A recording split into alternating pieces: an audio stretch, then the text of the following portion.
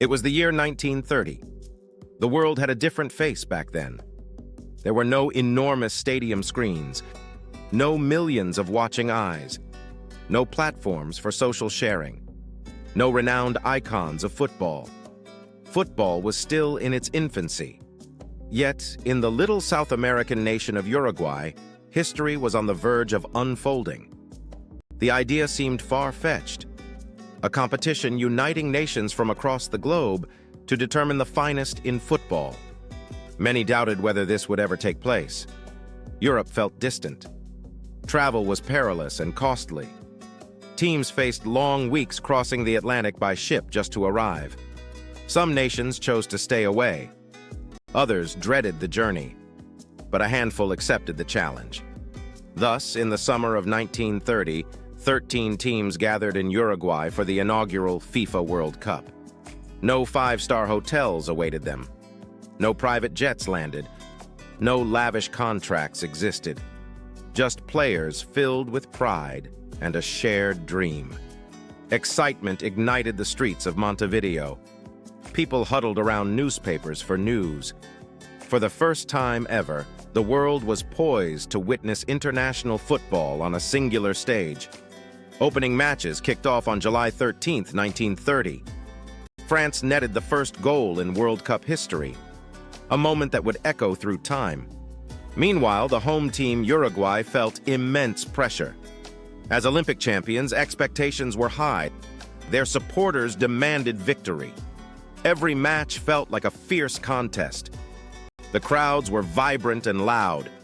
Tackles were fierce. And the game varied vastly from what we see today.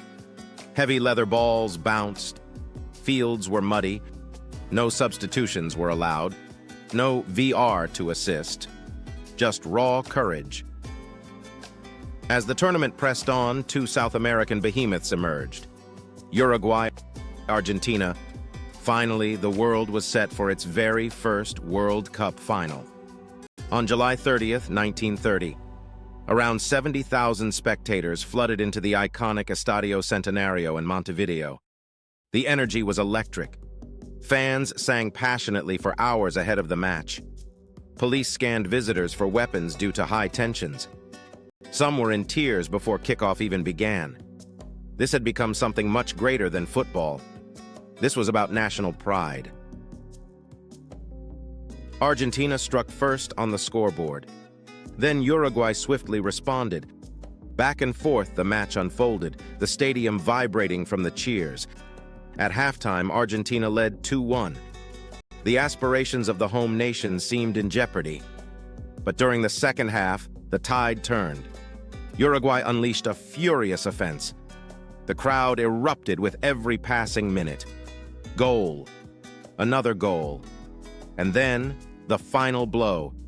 Uruguay 4. Argentina 2. The stadium erupted with joy.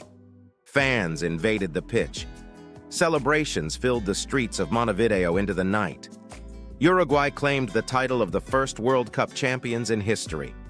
Yet in that moment, few grasped what had just emerged. For that small tournament would transform into the grandest sporting event on the planet. A competition celebrated by billions. A stage where legends are born. A battleground for nations.